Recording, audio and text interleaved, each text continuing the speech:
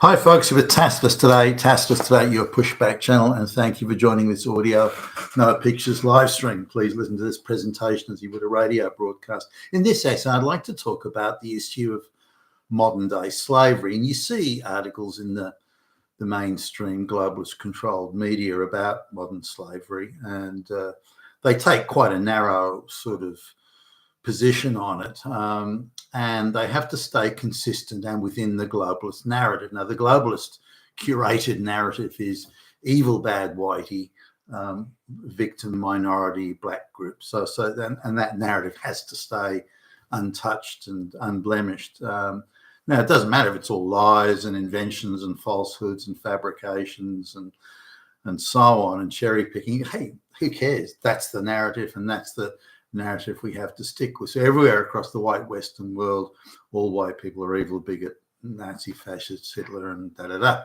And all black people, of course, are victims deserving of endless handouts and freebies and so on. So now in terms of these modern slavery pieces, again, heavily curated to present the black people as uniquely victims, and thus from that, that they should be entitled to endless handouts. And but these are the few that I've seen recently in Australia and also New Zealand, talking about Pacific Islanders or parts of the Pacific Islanders where they are treated as or being seen as being representatives of modern day slavery. Now, the story sort of goes, the narrative goes like this, that people from the Pacific Islands are brought to somewhere like Australia to work in industries such as agriculture, fruit picking, that sort of thing, and that they are not paid as much as they think they should be, and the benefits aren't as much as, and they want to leave. For whatever the reason, they want to leave their employer. But the employer is in effect a sponsor, whether it's through a labour hire group or whatever, but effectively is a sponsor. And the condition of coming to Australia is that they've got a work visa and they work for 3 months, 6 months, or whatever the time is. Remember, they live nearby in the Pacific Islands, so and then they return to their island community after having worked for a few months picking fruit and so on in Australia or New Zealand. So, but if they want to leave their employer, they can't. And if they do decide to leave their employer, the deal is they must go back to where they came from. So the articles are saying, well, what if you want to leave your employer, but you don't want to go back to where you came from? Well, that means you're in a sort of a legal limbo situation, these articles argue. Now, the articles sort of cast these people as victims. They don't say, well, hey, hold on a minute. The deal was that you work for this outfit or this company or this farmer or whoever it might be. You work for them picking fruit for 3 months. That's the deal. That's what you signed on for. Now, if you don't want to do that, that's also fine, by the way. But you go back to where you came from, and that's fine too. So there's nothing stopping you from returning there. But this in modern day, so they've repositioned the modern day slavery, or certainly in these articles, to say, well, if the person wants to leave the employer, then go and get another job somewhere else, maybe nothing to do with fruit, go to the city and get a job doing whatever, or just move to the city and claim handouts and benefits and free stuff. If they want to do that, but are denied it, or it's difficult for them, then they are therefore slaves. So that's the position they're taking on this. Now, that's absurd. Again, these people can go back to where they came from at any time, nothing stopping them. They arrived voluntarily to work in the fruit picking or whatever it was, and the deal was anyway they would only work for 3 or 6 months, then go back. So where's the confusion here? Where's the victimhood? Where's the slavery in this? So the slavery angle comes primarily if they want to change an employer. Now, if they don't get the benefits or they don't get the pay that they think they should have got, or they're exploited in some way by, say, accommodation and food taking up more of their paycheck than they thought that they would get, then that means that they're slaves. And again, if they want to leave that employer but don't want to go back to where they came from, clearly in breach of the agreement, then they become slaves again at that point. So the articles effectively are arguing, well, these black people, as long as they're black, they have to be black. As long as they're black, then they have to stay. They must be allowed to stay in the first world, white Western country. And if they're not, then that's racism, it's slavery, it's Hitler, it's Nazi, da da da. So this is the position they take. So let's delve into this a little bit. Now they use an example of some guy from the Pacific Island. These are a couple of examples actually, depending on the article. Now, one of these guys actually comes from probably one of the most remote villages in New Guinea highlands. Now, these are people who, it's alleged, still practice cannibalism and all sorts of stuff like that. But this is a guy who doesn't speak a lick of English, who has never seen a flushing toilet or running water or electric lights or this sort of thing, and somehow this guy decides in this village in the middle of nowhere, this illiterate, totally 100% illiterate peasant in the middle of nowhere suddenly decides, you know what, I'll go to Australia and pick fruit. No, that doesn't happen. That's not how the world works. Agitators and stirrers and people have gone there offering riches and, hey, go to Australia, the streets are paved with gold, and yes, that sort of thing.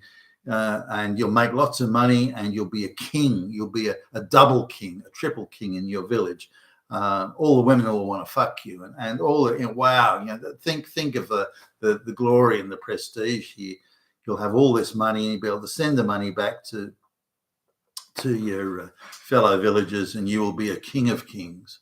And so this simple illiterate peasant, holy fuck, king of kings, that sounds good.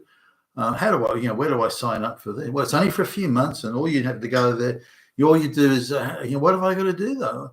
Well, you've only got to pick a few apples off the tree, or pick bananas or something, whatever it is, and that's all you have to do, and that's it. And you're the king of kings. Pick a few apples, and whoa. So holy shit, and the guy goes down like a sack of shit. Now, again, this is somebody with zero understanding or sophistication or knowledge of anything outside of this little tribal village in the middle of nowhere. And so he's easy to dupe and doesn't realize, I can't even comprehend what he's walking into. So he comes over to Australia to pick fruit. Now, remember, he's in a first world. In fact, he's out of his village for the first time, and he goes into it's in a farming community, so he goes into the nearest town that's got 5,000 people in it, which is a small town, but huge compared to the village he comes from. And he goes crazy, spending every penny he's got. He's got no money to send back, so he's not a big man. He's not a big. So then he looks at, well, hold on a minute, they're giving me $100 for, I'll round the numbers off here. They're giving me $100 a week or paying me $100 a week. But $50 of that is the accommodation they're putting me up in. Another $20 is the food that I'm eating. So there's only $30 left for me. And I'm blowing that in the town every day. I mean, wow, hey, I'm a big man. So I've got no money left. Oh, I don't really like this anymore. This is no fun. I don't want to do this. I want to get another job. I want to do something else. Well, why don't you go back to the village? No. I can only return as an all-conquering hero. If I go back now without anything, then I'll be viewed as a failure, and the village will, people will look down upon me. The chicks won't want to fuck me, and no, I can't go back. So I can only go back as a conquering hero, and so I've got to change. Yeah, and so this is what the guy has found him, this situation he's found himself in. Now you could argue that the labour hire firm that's also owned by black and brown people, the labour hire firm is exploiting his illiterate peasant coming from a village in the middle of nowhere naivety, and I don't doubt that for a minute, incidentally. Why somebody like that would be allowed to come in to pick fruit. and you know before you sign off on this that these people are being exploited. You don't have to investigate it. So the exploitation is built right into the choice of people at the beginning. It's not something that happens further downstream or upstream. This is the intention or the purpose of it. Now, the guy doesn't have to go blowing his money in the local town. He could send that back perhaps, but nonetheless, he's succumbing to the temptations of what he sees as streets are paved with gold. Remember, he's seeing things like flushing toilets for the first time ever. So it's like, whoa, fuck. Now, so this guy says, well, I don't want to go back to my village. I want to leave the employer. This is as it's depicted in the article, which is very, very one-sided and heavily curated to be consistent with globalist talking points, of course. But I don't want to go back to my village because I'll be looked down upon. I don't want to stay here because I'm not making the sort of money that's going to turn me into a king of kings. So I want to leave here and go and do some other job or get handouts or parasite off the Australian taxpayer. But I want to change my circumstances. Now I know I signed on for this, but I don't want it anymore. It doesn't suit me. It doesn't suit my need for aggrandizement, or it doesn't suit whatever. And so the guys now, instead, the government or we should take a view. Okay, no, you don't want this. You'll have to go back to where you came from. Now, the labour hire firm also scams it, and this is where probably a bigger issue of modern day slavery comes in. So, well, we paid for the plane fare to get you from the middle of nowhere to Port Moresby. That's in New Guinea. That's the main city in New Guinea, which is north of Australia. We paid to get you there. Then we paid for the plane fare to get you to, and then we paid for the coach to get you to the farm. So, we had to pay for that. We expect you to work here picking fruit for a minimum of X time in order to pay us back for the money we spent on getting you here. That's not unreasonable, just in isolation, by the way. But they add in things like management and handling fees and all sorts of stuff. So the guy would need to be there for 6 months to pay that off. There are various, under the table kickback deals going on. The labour hire firms and this sort of thing. So it's a sleazy, seedy type of thing, and it should be cleaned up and should be tightened up substantially, no matter where the people come from. For example, people coming from, say, white countries like Ireland, and they come with a work visa, and they have to spend the first few months in Australia, again in the rural areas, picking fruit. Now, the corruption here is huge because the Irish guy can go and get a better job on better money.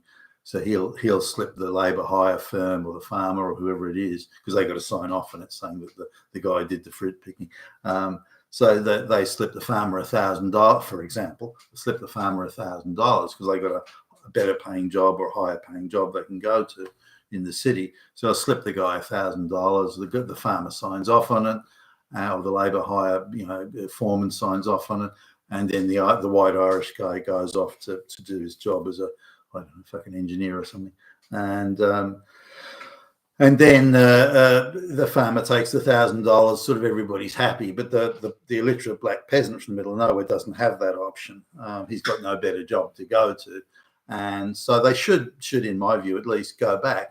But the article is saying, well, the black third world black peasants in the first world now, and we don't have any precedent of sending them back, so they have to be allowed to stay, and we had to invent mechanisms, and invent is the operative word, invent mechanisms to make sure they can stay and that they can bring over more of their illiterate peasant black village buddies to the West. And again, this is part of the deal. Now, to cast all this as modern slavery is a bit of a stretch, I think.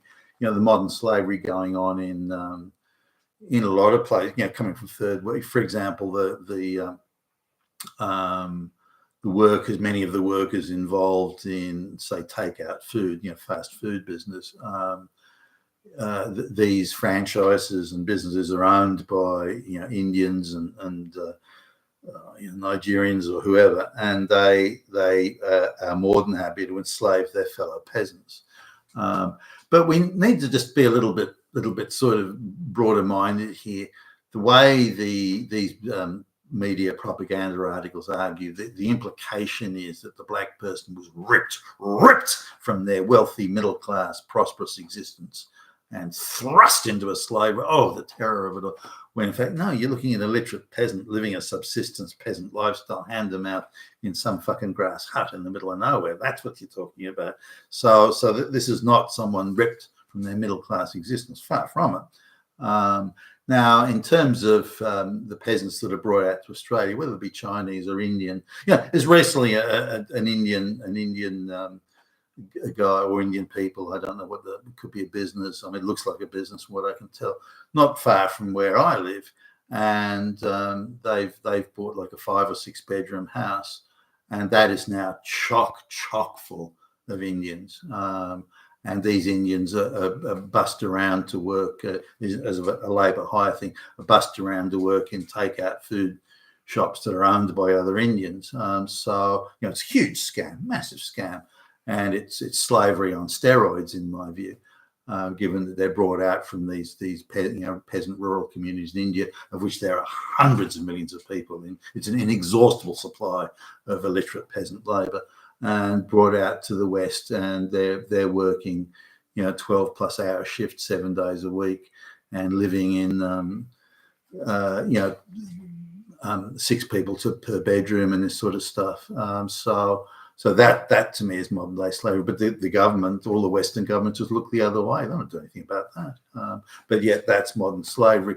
The globalist sort of talking point curated propaganda is that, well, we're bringing out black and brown peasants to the West. That's a good thing in itself.